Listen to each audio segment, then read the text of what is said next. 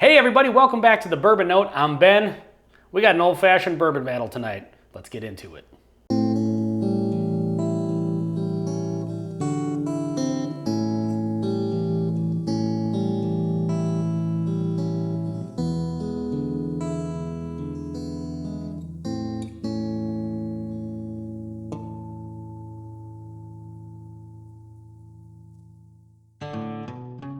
All right, so this is a video I have been meaning to do forever. This is going to be a Maker's Mark battle, and the reason I want to do this is because Maker's Mark last year in 2023 released their cellar aged bourbon, which was their first basically age-stated, high-aged bourbon release. Everybody went nuts for it, super hard to find, a little expensive at like the $150 price point, I think. So it's kind of one of the first really premium Maker's Mark releases. And we were lucky enough to get to review it off of a sample from Mikey Likey Whiskey, so thank you, Mike. And recently, non-bike riding Dave Vogelsang sent another sample of it, so now I can finally do this flight. And basically what I'm looking for out of this is just to find out, is the Maker's Mark cellar age really that much better than all the other cask strength Maker's products?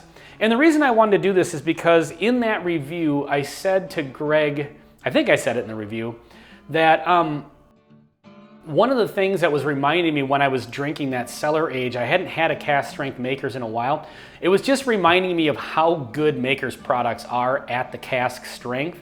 And so it just kind of reminded me that sometimes you get these expensive, rare bottles that come out, these premium bottles, and it just reminds you how good some of the other basic stuff is. And so I've always wanted to do a comparison.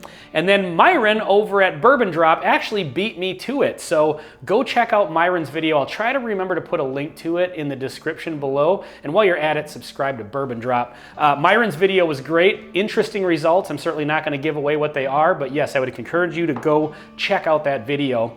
So let's get into it. Let's talk about the whiskeys we have. Two of these are on sample, so I don't have the bottles here. But what I've got, and by the way, I don't know which one's which. These have been mixed up. This is totally blind. But what I'm comparing today is the new wood finishing series Maker's Mark, the Heart release. I'm not gonna get too much into the stave profiles and stuff on these, but it's basically 10 French oak staves. I'm not gonna get into like the story behind it or whatever. You guys probably already know that. So we've got Maker's Mark, the Heart release. This is their newest in their wood finishing series. I've got a general store pick. This is the Talk Tough Drink Sweet Maker's Mark. It's a Minnesota Municipal Liquor Store pick. And then I've got, again, the sample of Maker's Mark Cellar Age 2023 from non-bike riding Dave Vogelsang. And then I have a sample of just the basic, regular, everyday Maker's Mark cask strength. And that was courtesy of your favorite bourbon reviewer. You know him, you miss him, you love him, world-renowned bourbon reviewer and internet sensation, Greg Welch. So thank you, Greg. I was trying to avoid going out and buying bottles for this, so I sent Greg a text asking if he had a Maker's cask strength, and he had just happened to have picked one up that morning. So I also have water on hand. I went to go see the new Beetlejuice last night, and I got this killer souvenir cup, because apparently I'm 12. But I mean, look at that, that's awesome. You gotta have that. So I will be doing some water in between these, and basically I'm just gonna taste them, compare them, and I'm gonna rank them, you know, worst to first. Now, saying that, there is no bad bourbon on this bar. These are all great. I love Maker's Mark at cask strength. I love the store picks. I love the wood finishing series. So there's not a bad one. So whatever comes in fourth place is an excellent bourbon. So I'm gonna get into this. I'll probably just go ahead and fast forward so you don't have to sit here and just watch in dead silence as I taste through these and nose them. And I'll check back in with you. So checking in here just to give you some updates on the nosing. These are all very similar. I kind of suspected they might be. It seems like this is, I'm gonna go, so number 1, 2, 3, 4. So sample number 1 over here and so on. Sample number 2 is coming across maybe a bit more oaky to me. And number 3 is maybe a bit more chocolatey. But the other two are pretty similar to each other. These are all 4 similar, but if I were to say that there's any difference, I think these middle 2 each kind of have a slight, you know, unique sort of edge to them. Now, just because this one is coming across a bit more oaky doesn't necessarily mean it's the higher age stated one, because 2 out of the other ones are stave finish, so they've got extra oak influence as well. So I'm gonna get into the tasting here, and I'll check back in with you in a second.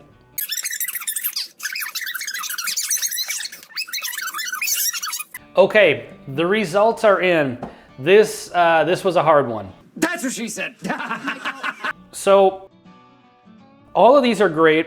I should have mentioned at the beginning, the proof points on these range a bit, from the lowest one being this one, I believe, 108.4 proof. This one's 111.7. The cellar age is 115.7.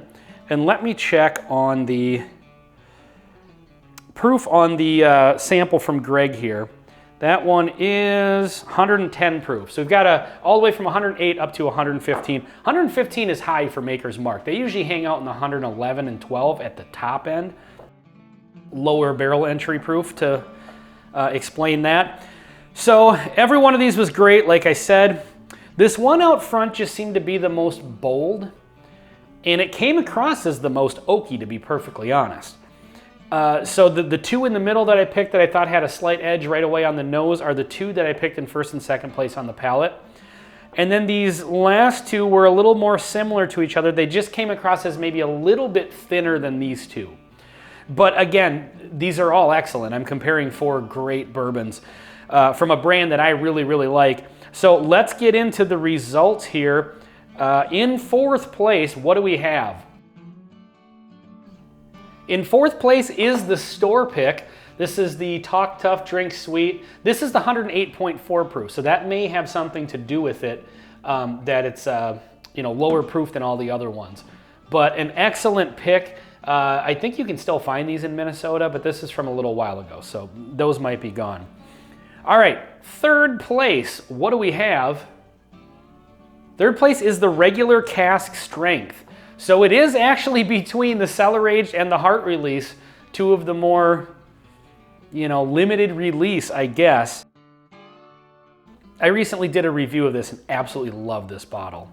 So let's skip over number 2 to find out what number 1 is, because when we find out number 2, we're gonna find out number 1 anyway, so let's do it. The winner is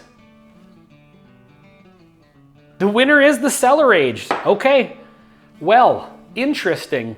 And then in 2nd place, of course, is the heart release. So the cellar age coming out on top, highest proof, highest age of all of them. So that's not super surprising. But again, these are close enough that when you get the cask strength for 45, 50 bucks, and these store picks usually run around closer to 60, 70. But I would say, while this one did win, it had the slight edge in flavor. The margin that it won by, I don't think is $100 extra for the bottle. Now, if I see one of these, am I gonna buy it? Absolutely. But it's one of those things where, like I said, I wanted to do this video because when I was drinking this, it was just reminding me how much I love these cask strength Maker's products. I would have loved to throw a Maker's 46 into this flight, but I didn't have the bottle. And at some point, it's just gonna go buy another bottle just for this flight. I figured, one of these store picks deserves its place in the flight too. So I kind of replaced the Maker's 46 with just an average off-the-shelf store pick.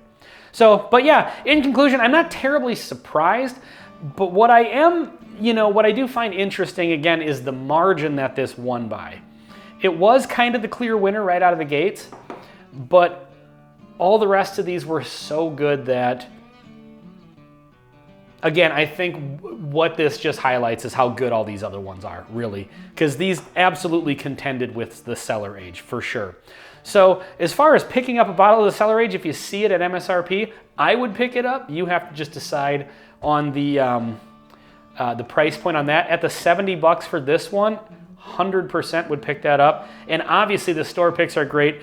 And you know what? Kudos to the regular Maker's cask strength for coming in 3rd.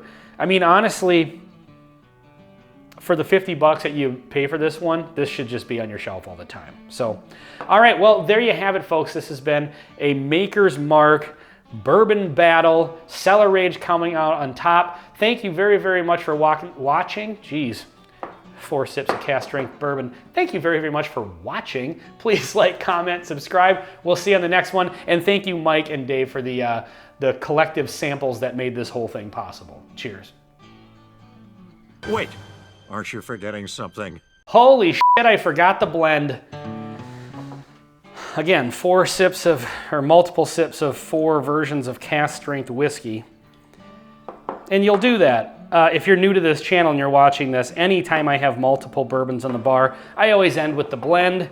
And this one certainly should be a really good one. I can't imagine this is gonna turn out bad, but sometimes you blend 4 really good bourbons together and the blend doesn't work.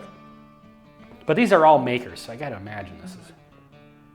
On the nose, it's fantastic. It just really comes across as like a souped up Maker's Mark product. Ooh, a little dusty almost. That's kind of weird. Like it's coming across as like a super aged oaky. Interesting. Well, let's get into the palate. Cheers.